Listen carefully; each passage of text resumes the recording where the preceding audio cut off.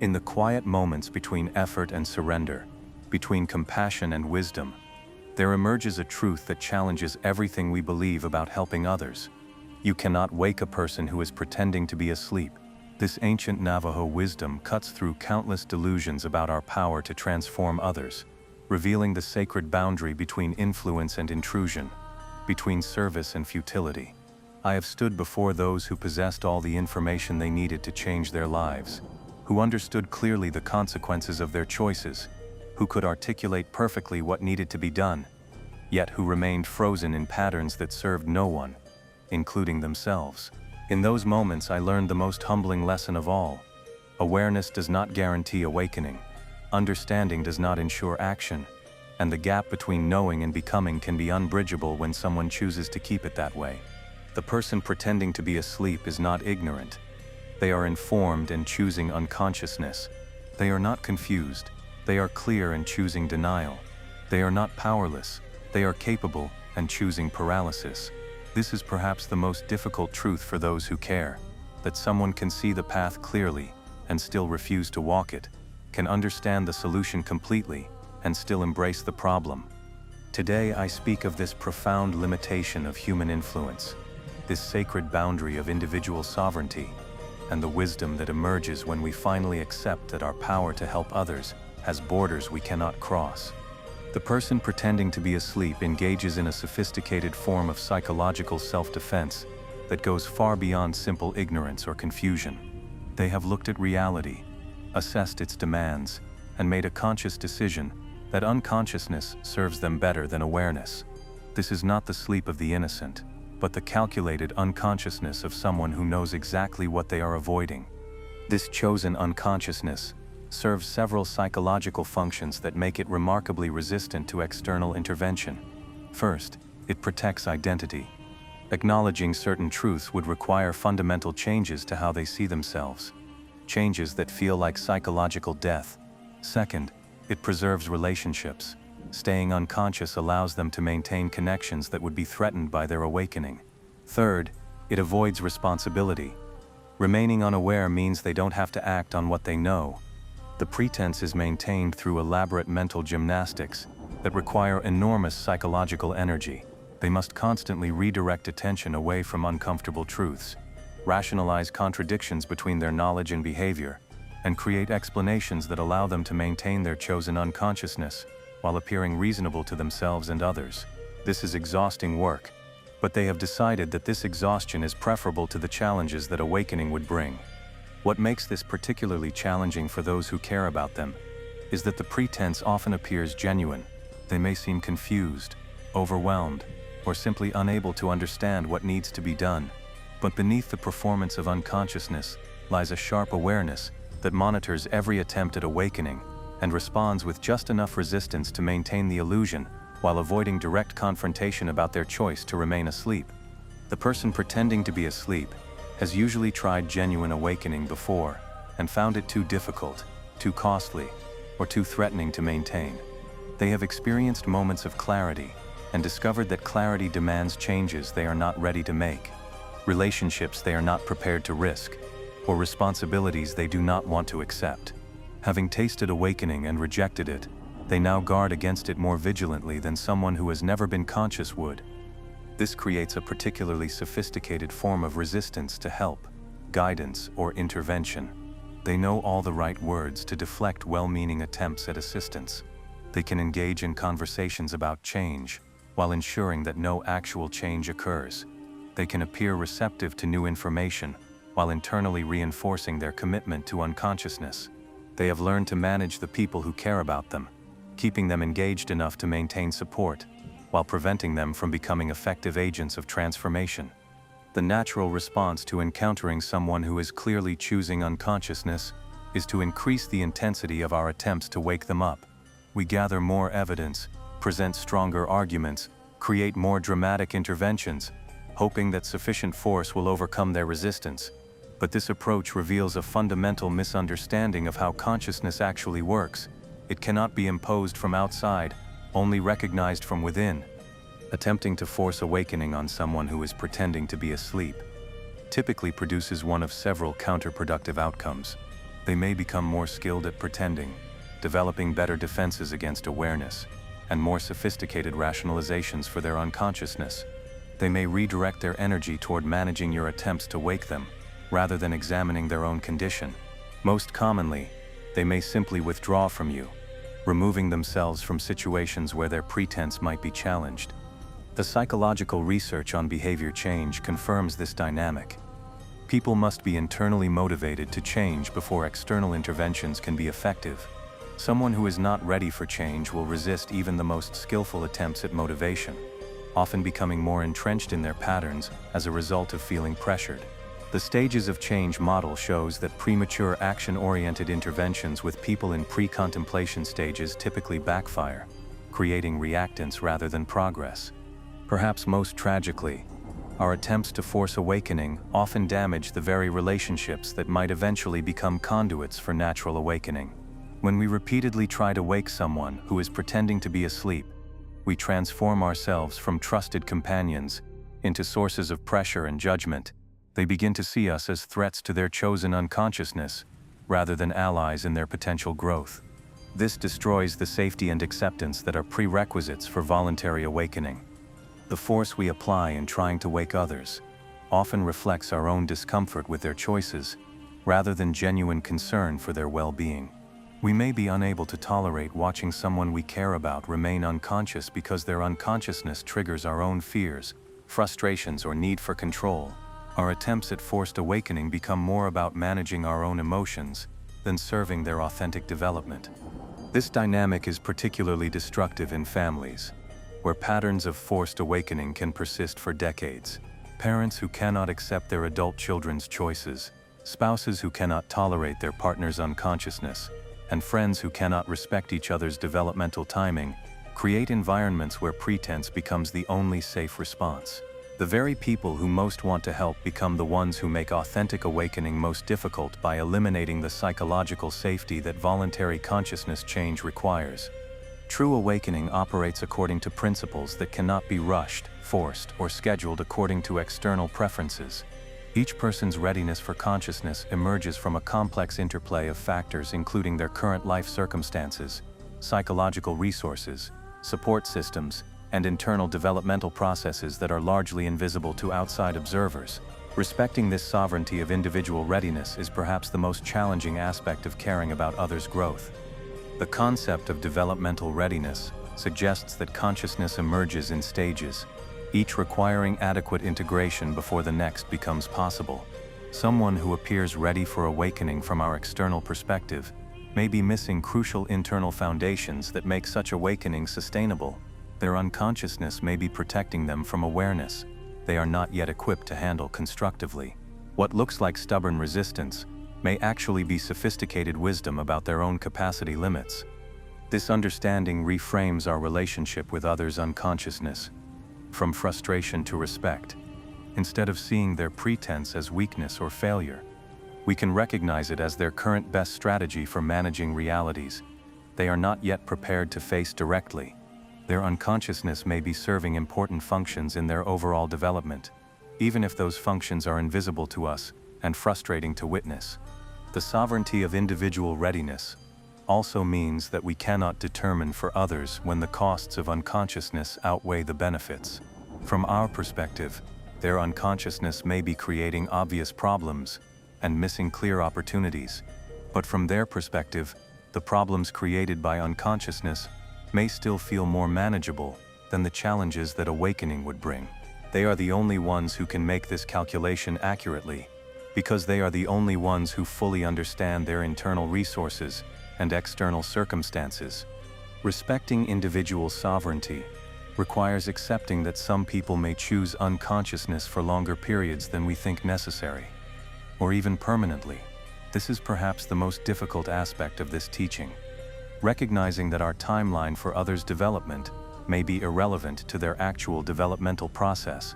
Someone may need years or decades to develop the internal resources necessary for sustainable awakening, and our impatience with their timing does not change this reality.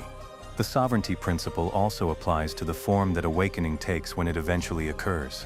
Someone's eventual awakening may look very different from what we think it should look like. They may choose to become conscious in areas we consider less important, while remaining unconscious in areas we prioritize. They may develop at a pace that seems too slow to us, or focus on aspects of growth that we don't understand or value. True respect for sovereignty means accepting their authentic awakening rather than demanding conformity to our vision of what their awakening should be. Understanding that we cannot wake people who are pretending to be asleep does not mean we have no influence. It means our influence operates within boundaries that we must learn to respect and work skillfully within. The most powerful forms of influence are often the most subtle, working with natural developmental processes rather than against the resistance that force creates. True influence begins with modeling the consciousness we hope to see in others. When we embody authentic awakening in our own lives, living with integrity, responding to challenges with wisdom, maintaining peace amid chaos, we create a living demonstration of what awakening makes possible.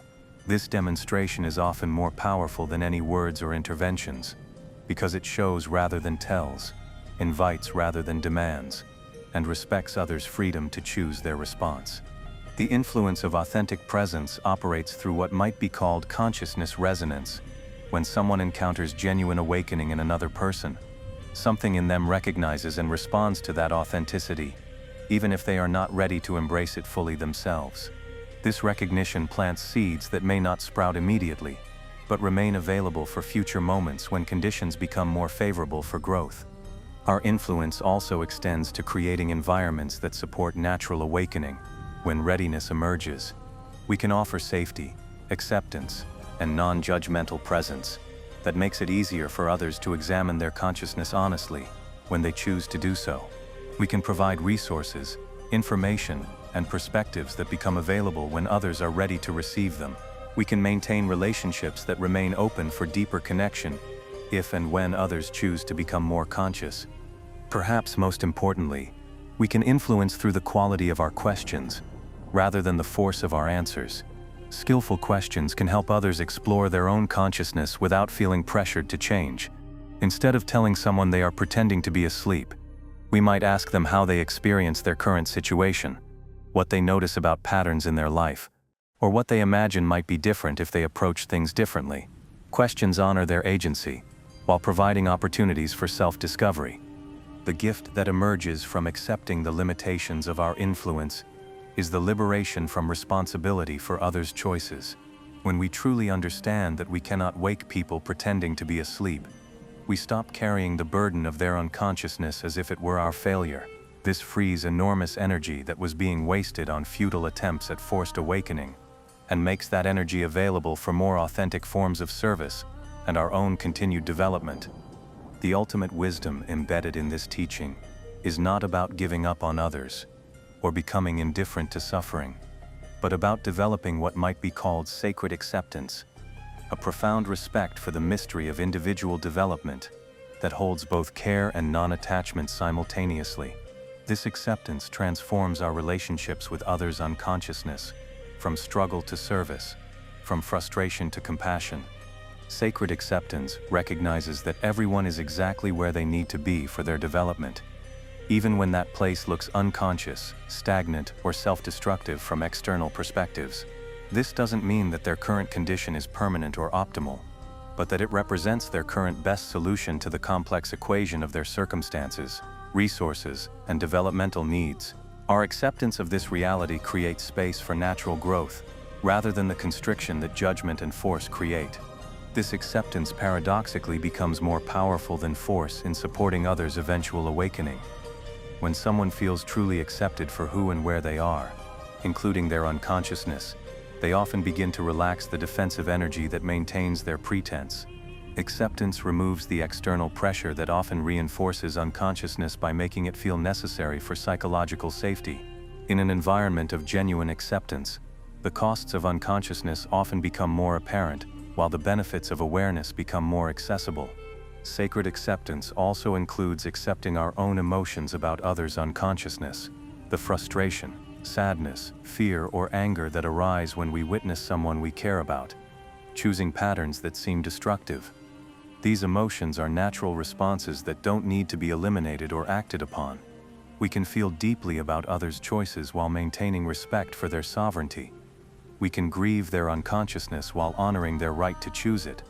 The practice of sacred acceptance often reveals how much of our desire to wake others is actually about our own discomfort, rather than genuine service. When we can no longer force others to change, we are confronted with our own need for control, our fears about uncertainty, our attachments to particular outcomes. Working through these internal issues often proves more valuable than our original attempts to change others, as it develops the authentic presence that becomes naturally influential without effort or manipulation. Perhaps most profound is how sacred acceptance transforms our understanding of what help actually means. Instead of help being about changing others according to our vision, it becomes about supporting their authentic development according to their inner wisdom and timing. Instead of help being about eliminating their struggles, it becomes about companioning them through struggles that may be necessary for their growth. Instead of help being about waking them up, it becomes about remaining awake ourselves, so that we can be genuinely present when and if they choose consciousness. The path I walked taught me this truth, through the most painful possible education. Watching people I loved choose destruction, while possessing all the information needed for their salvation, offering wisdom that was rejected, and providing opportunities that were ignored. In my deepest frustration with their choices, I discovered the limits of even the most dedicated attempts to awaken others, and the profound peace that comes from accepting those limits. I learned that my love for others was most authentic when it included respect for their sovereignty, even when they used that sovereignty to choose unconsciousness. I discovered that my service was most effective when it emerged from acceptance rather than resistance, presence rather than pressure, modeling rather than manipulation. Most importantly, I realized that my own awakening was the greatest gift I could offer, not because it would force others to awaken, but because it would remain available as possibility when and if they became ready to explore it. Your modern world amplifies the illusion that consciousness can be transmitted through information, that awakening can be achieved through techniques, that transformation can be guaranteed through sufficient intervention. Social media promises that the right post will wake people up. Self-help culture suggests that the right method will overcome any resistance. Therapeutic approaches often assume that the right intervention will produce desired changes. But the ancient wisdom remains true. You cannot wake someone who is pretending to be asleep, because pretense is a choice that only the pretender can unmake. This doesn't mean we should become passive or indifferent to others' suffering. It means we should become more skillful in our service, more respectful of others' autonomy, more accepting of developmental processes that unfold according to their own timing, rather than our preferences. It means learning to offer our presence, wisdom, and care in forms that support natural awakening, rather than trying to force artificial transformation. Remember that everyone who appears to be pretending to sleep may be engaged in necessary internal processes that are invisible to external observation. They may be integrating previous experiences, developing resources for future challenges, or protecting themselves from awareness they are not yet equipped to handle constructively. Their unconsciousness may be serving their development in ways we cannot understand from our limited perspective. The most profound service we can offer is to remain genuinely awake ourselves, not as a technique for awakening others, but as our authentic response to existence itself. When we embody true consciousness, we create possibilities that others can choose, if and when they become ready. When we live with integrity, we demonstrate that such living is possible. When we respond to challenges with wisdom, we model what wisdom looks like in action. Your awakeness is not responsible for others sleeping, but it creates conditions where their eventual awakening becomes more possible. Your consciousness does not guarantee others will become conscious, but it ensures that consciousness remains available as an option when they are ready to choose it. Your peace with others' unconsciousness paradoxically becomes more powerful than your efforts to disturb their sleep. In accepting that you cannot wake people pretending to be asleep, you discover the profound freedom of focusing your energy on what is actually within your influence. You stop wasting precious life force on futile attempts to control others, and redirect that energy toward the continuous deepening of your own authenticity, presence, and wisdom. The deepest compassion is often found not in trying to save others from their choices, but in remaining present with them through those choices. offering love that includes acceptance, and maintaining awakeness that remains available without insisting on itself. This is the path of mature service, powerful because it doesn't try to force, influential because it doesn't demand, transformative because it allows transformation rather than imposing it. You cannot wake people pretending to be asleep, but you can remain beautifully, consistently, authentically awake. In that awakeness, you offer the greatest gift possible, not the guarantee of others' transformation, but the living demonstration that transformation is possible for those who choose it. Let others sleep as long as they need to sleep. Your task is to be so genuinely awake that when they are ready to open their eyes, they will find an example of what awakening can be, rather than pressure about what it should be. The sleeping will wake when they are ready to wake. Your job is to be ready when they do. In that readiness lies both your service and your peace.